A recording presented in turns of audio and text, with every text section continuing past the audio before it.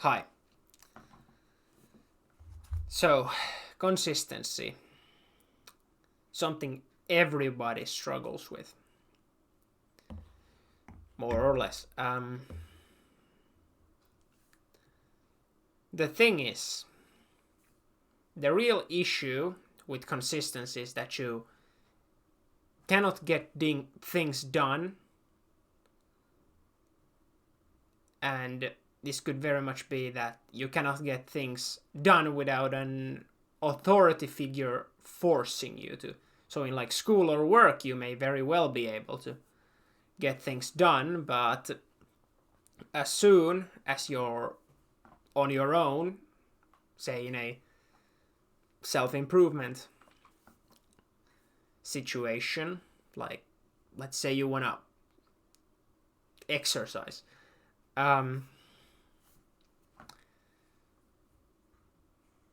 you may very well struggle to at least get started.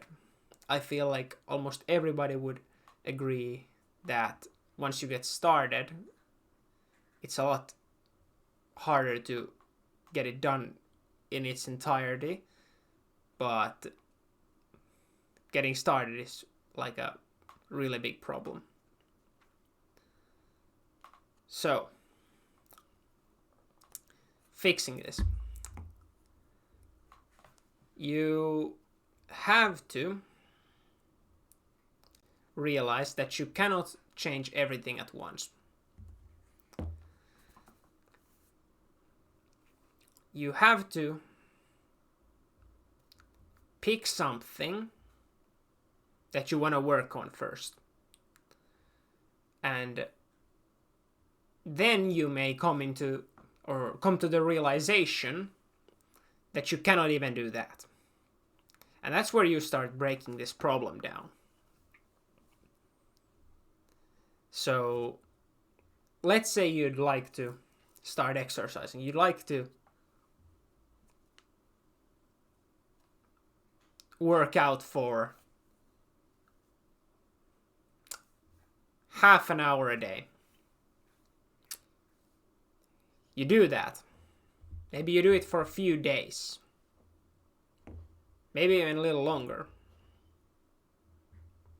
And then one day you just can't get it done. So this is a similar idea as to what I've mentioned previously. You have to break down the problem into such small proportions that you can get things done. So if half an hour is too much to exercise for every day, or even every other day, say, try 15 minutes. Couldn't keep that up? Okay. How about 5 or 10? And you keep doing this. And you'll probably find something that you can do. But this alone does not get rid of the problems with consistency, because it's not that one habit per se that you are struggling with. Maybe you could very well be have a lot of habits that you're doing, and a part of the struggle with your consistency is that you cannot get all of them done. And especially when you start off with something like 5 or 10 minutes of exercise, and you gradually build it up to maybe that half an hour, you may eventually realize that half an hour is very difficult to keep up. And there are two options here. Maybe it's unnecessarily long, and you can maybe cut down on it. Or, and which is the likelier option, I'd say, is that you just want to do something else. Because there are more fun things you could be doing. So,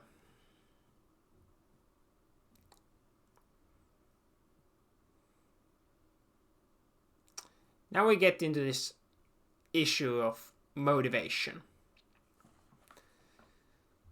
You know, you've probably heard before that you cannot work with motivation because motivation comes and goes. You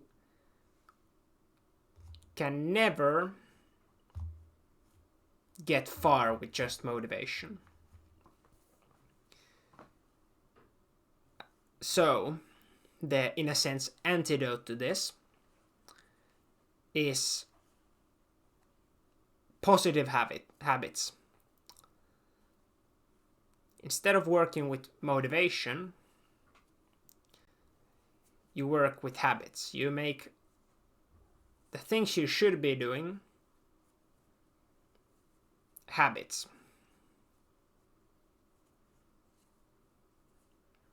So how do you build a habit? Well,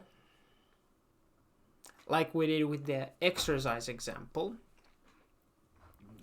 you start off with some small amount that you can do and gradually build it up as it becomes manageable. So let's say you started off with that 10 minutes, then maybe a week goes by and you decide to bump it up to 15. And so on and so forth. You keep doing it.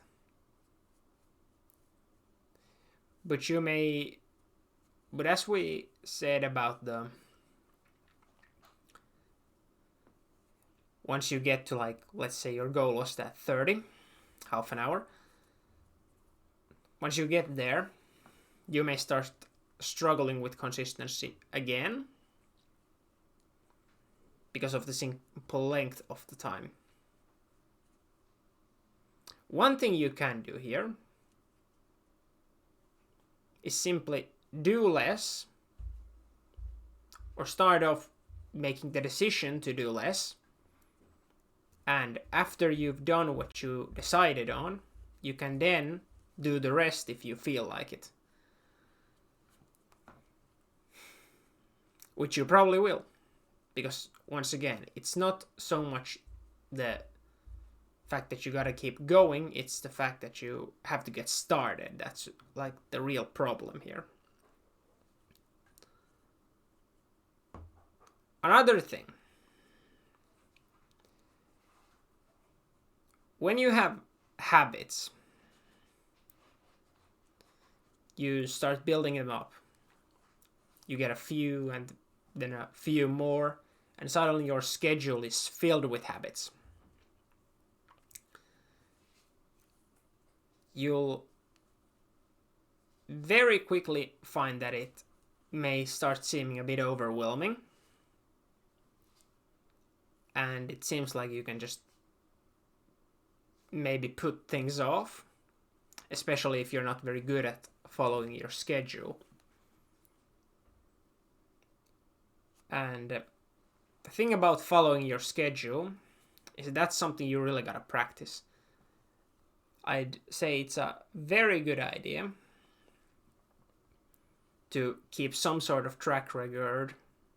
Not like you don't need to track every minute or anything, but have like somewhat of an idea of how much of your schedule you actually followed and how much you broke it. And then you can gradually work towards being more on time. But since you cannot get rid of everything all at once, you'll notice that you have this you still have these fun activities you do. These like unproductive things. And you spend a lot of time on those. And then, by the time you're supposed to be doing something, it's really hard to get off of those bad habits. So let's say you're playing a video game and you look at your schedule and you're supposed to now start working out. It can feel really, really demanding to suddenly just close the video game and start working out. Because it's not fun. You're having fun, and now you're suddenly supposed to do something mentally and physically straining. Of course you don't want to do that. One of the best solutions to this are timers. Yeah, one of the best solutions to this. So you can set a timer on your phone, assuming that is for some reason not an option. You could just get like any sort of timer. You can get them for very cheap. And you set timers for however long you plan on playing that video game. So let's say you did something, now you decide, okay, I'm going to have a break, and since it's video game related, I'm going to straight up assume that you want to play for a while. So let's say you want to play for like an hour, just as an example, and you set a timer for 1 hour. The timer rings, and it's certainly a lot easier to get off now than it was before, and it's a lot easier to not miss when you should have gotten off. But there's still the issue that you may just turn your timer off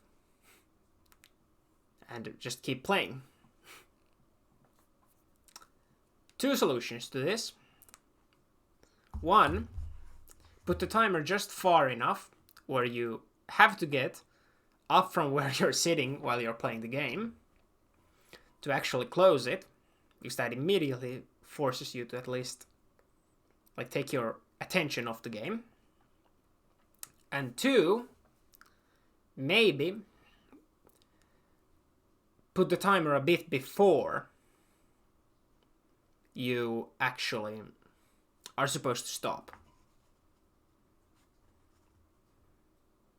So, let's say you wanted to do that 1 hour. Maybe put a 50 or 55 minute timer instead. And why do this? Well, you have a bit of a,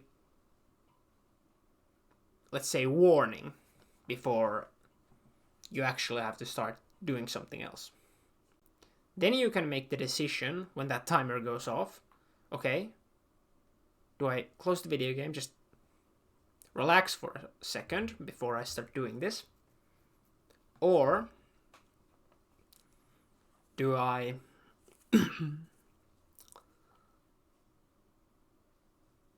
set the timer again, now knowing that I only have a tiny amount of time left, and do like one more thing that I know I can get done in the game within this,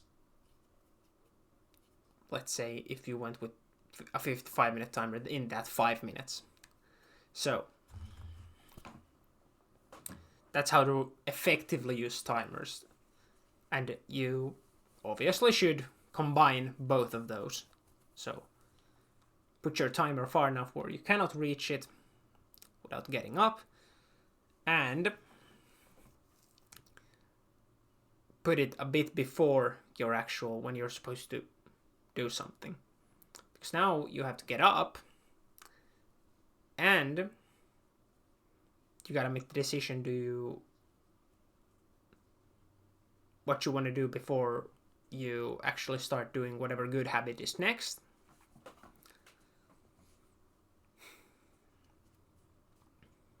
Yeah. Super beneficial.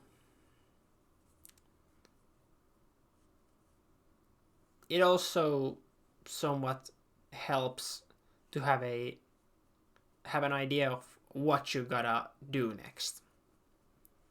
So having a very clear picture in your mind of what mission yeah, like what habit, task, anything like that is next.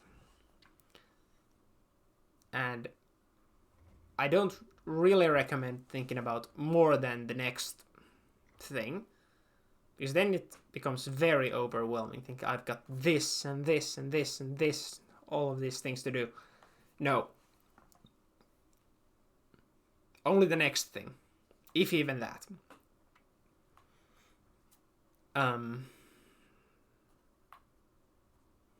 Obviously you'd like to concentrate on whatever you're doing.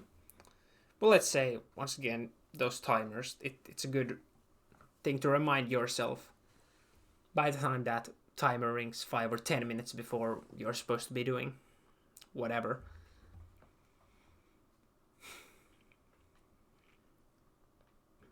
Yeah. So, in a somewhat summarized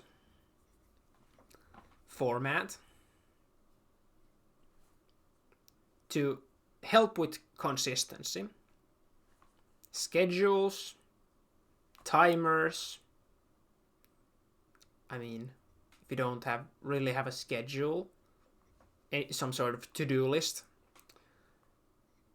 and habits instead of motivation-based activities. Oh yeah. And then there are distractions. When you gotta actually do something. You may very well notice, even though you got off that video game or something, and you started doing that good habit, that you're not really doing it. You know, your mind is elsewhere. And one of the best things to do, if that is the case, you're not really making progress in whatever good habit it is, especially if it's more mind related than physical related. Say if you're exercising, it's pretty clear whether or not you're making progress or not. But if it's something like writing or journaling, then it's much easier to convince yourself that you're just thinking about what to write, meanwhile your mind is completely somewhere else. So, simple solution to this, get us, well, not as far, but get somewhat far away from all distractions. All, or not all, but some of the most distracting ones. Those mostly being any sort of electrical devices, you know, your phone, computer, video game console, things like these. Go into another room. Even better if you go outside. You know, yesterday I was outside on a walk, and I was just writing things down and reading. I had a book and a notebook with me, and it was so much like easier to concentrate on doing those things because I didn't have all these other things that I could be doing. I mean, I did have my phone with me outside, but still, for me personally, a much bigger distraction for me has always been my computer rather than my phone. So getting rid of that was always helps a lot. It's actually one reason why I'm a pretty big fan of going to libraries. I have a library fairly close to me. I like going there just to like sit down and do whatever, journaling, writing, thinking, because I don't have my computer there with me. Once again, I usually do have my phone, but I just don't tend to use it while either on a walk or in the library or something. And even if you do, I find it's much easier to use it for whatever, let's say, proper purpose you're trying to use it for. Say you have a laptop or something and you go to a library, you use it to study or something. It's much easier to actually do the work in an environment like that. Yeah. So all those things can really help with consistency. But at the very end, it does come down to action. Sometimes you just don't want to do things. And you simply gotta try your very best to make the decision to still do them anyway. Discipline, do the hard work, and especially when you don't feel like it.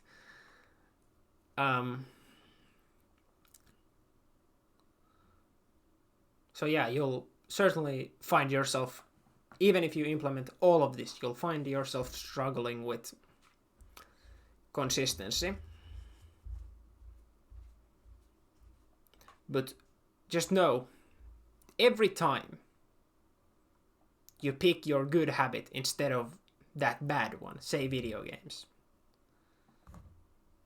every time you get a tiny bit better at that. But every time you do the other thing, I'm not sure if you get per se worse. Maybe you do get a bit worse. Maybe. It's a bit hard to say. But it's not like it resets your progress. It's, you